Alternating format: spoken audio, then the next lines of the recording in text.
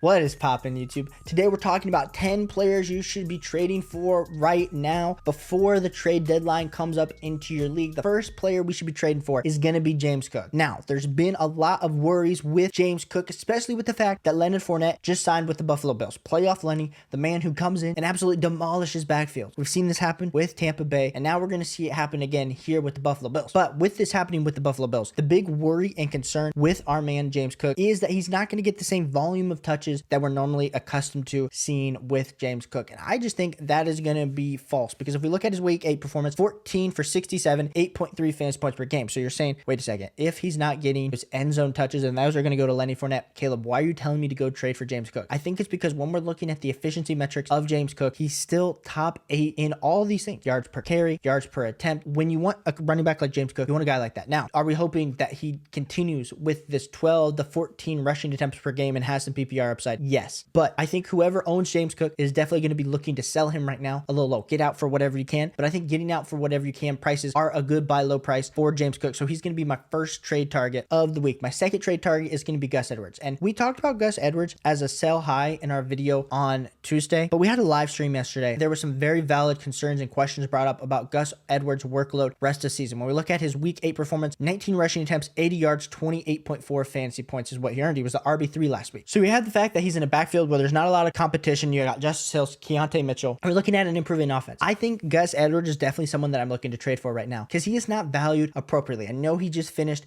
as the RB3, but if we look at him rest of the season, we probably should be having Gus Edwards in our top 15 to 16 running backs rest of season if he's going to be getting these type of touches. But you're only having to pay RB20, RB21 type prices to go get Gus Edwards. I think Gus Edwards, if you can get him as your RB3, is going to be one of the smartest moves you make, especially if you're on a low depleted running back team. My next guy we need to be trading for is Jahmyr Gibbs. Am I concerned about David Montgomery coming back into the fold, back into this offense, and looking like what this is going to look like after this bye week with Jahmyr Gibbs?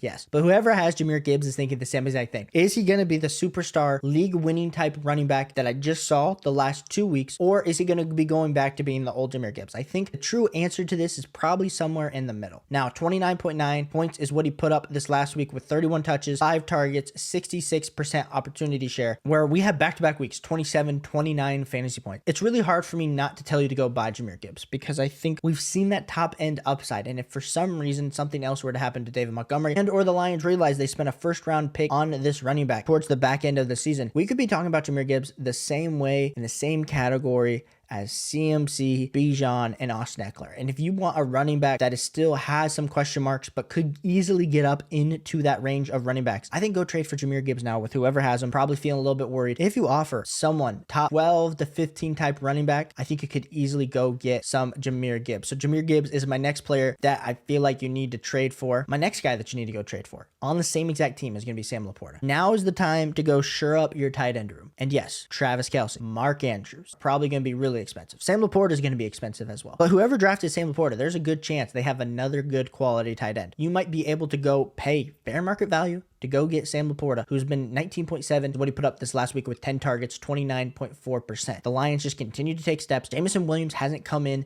and been the dominant player that some people thought he was going to be, hasn't even gotten the target share. So pretty much it's a Monra and it's Sam LaPorta in this receiving game for the Lions. So go try to trade for Sam LaPorta. I mean, we're talking 19, 11, 7, 19 fantasy points the last few weeks. That is game winning type numbers for you on a week in and week out basis for our guy, Sam LaPorta. So go trade for Sam LaPorta. He is a top 4 tight end. Those are moves I think you're going to have to make that you're going to feel great about rest of season. Our next guy you should be going to trade for is Rashee Rice. We talked about Rashee Rice earlier on in the season as a stash. Well, he's no longer a stash. He's now a trade candidate for us. If we look at his routes run, week 7, he had 65%, 50, 23, 47, but his target share has remained around 15, 11, 13%, which in this Kansas City Chiefs offense is impressive. But I think one of the parts that is more impressive is how Rashee Rice as a rookie has continued to overtake some of these older wide receivers. And I know he was drafted in the second round, but last year we were begging for Sky Moore to get on the field and it wasn't happening. But this year, if we look at even just last week, we look at the snap share where Rashee Rice actually led the Kansas City Chiefs wide receivers in snaps with 36, 27 routes run, and 5 total targets. Targets in this offense get spread around a lot, unless your name is Travis Kelce. But I think as we keep in continuing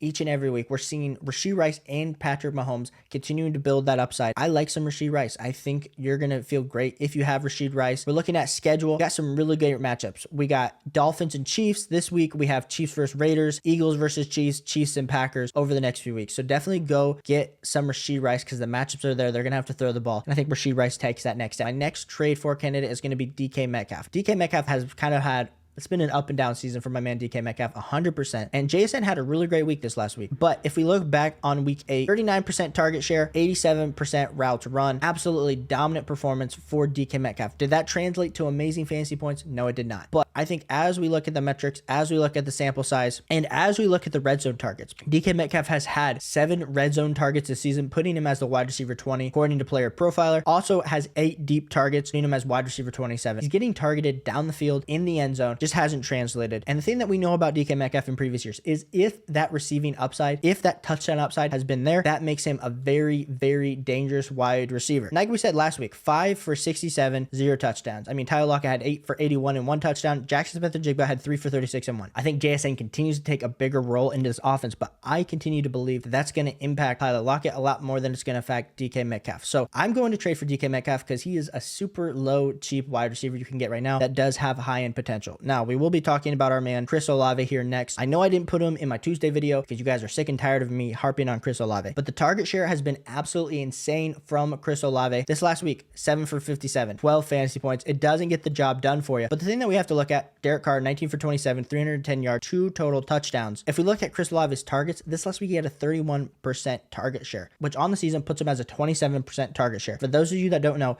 a wide receiver that can get between a 27 and 30% target share is an absolute alpha. And that is what Chris Olave has been doing. Now, it's not necessarily translating to fantasy football points. He has had 7 red zone targets, which puts him as wide receiver 20, but he's just not converting those red zone targets into touchdowns. But the other surprising fact is he actually leads the NFL in deep targets with 18. He's the wide receiver 1. So he's getting targeted down the field. He's getting targeted in the end zone. It just hasn't translated. We're banking on him actually starting at some point to address and really start to handle these metrics. I think we are on the verge of a huge Chris Olave breakout game. So I'm definitely looking to still be trying to trade for Chris Olave if I can. My next trade target is going to be Tony Pollard. Now, Tony Pollard, a lot of you are in the live streams discussing, do I trade Tony Pollard for this? Do I trade Tony Pollard for that? Because it just hasn't been good. He is number 2 running back in the NFL in red zone attempts with 35 goal line targets, number 8 in targets, and number 11 in carries. So the volume all around from our guy Tony Pollard is there. That's why I have Tony Pollard as a top 8 running back rest of the season. A lot of you are saying, do I trade Tony Pollard for James Conner? No. Do I trade Tony Pollard for James Cook? No. And this is where you have to look at some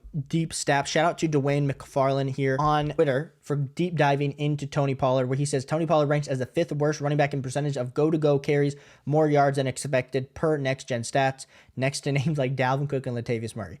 Yeah, it's crazy that Tony Pollard is putting up these type of efficiency numbers with the volume that he has. So if we're banking on the fact that those numbers at some point are going to flip because we've seen how inefficient this Dallas Cowboys offense is, I think that makes me a little bit more excited about Tony Pollard going forward. Our next guy is going to be Mikey Boy Evans trade for. He is wide receiver 14 on a fantasy points per game this season. And the thing is, he has great matchups going into the fantasy football playoffs. We've still seen he's on track to get that 1,000 for 12 touchdown yard season that we are so accustomed to Mike Evans. A lot of people were off Mike Evans doing that this season, but Mike Evans, we love him. We think he's going to be a great target for you. And my next and last final trade target is going to be Garett Wilson. Yes, Garett Wilson doesn't have Aaron Rodgers throwing him the ball. Aaron Rodgers will not be throwing him the ball this fantasy football season, even though he might be throwing him the ball in the playoffs. The thing that we like with Garett Wilson so much is Zach Wilson continues to kind of start to improve. 17 for 36 for 240 yards and 1 touchdown this last week. But if we're looking at Garett Wilson, wide receiver 24 on a points per game basis with 13.5 fantasy points per game. But the thing is, with the expected fantasy points per game, he's actually at wide receiver 15. So he's actually having some misses. There's been some drops. There's been some just terribly thrown passes. If everything were to go right, Garett Wilson is still a high-end wide receiver too. And so I think a lot of people are kind of souring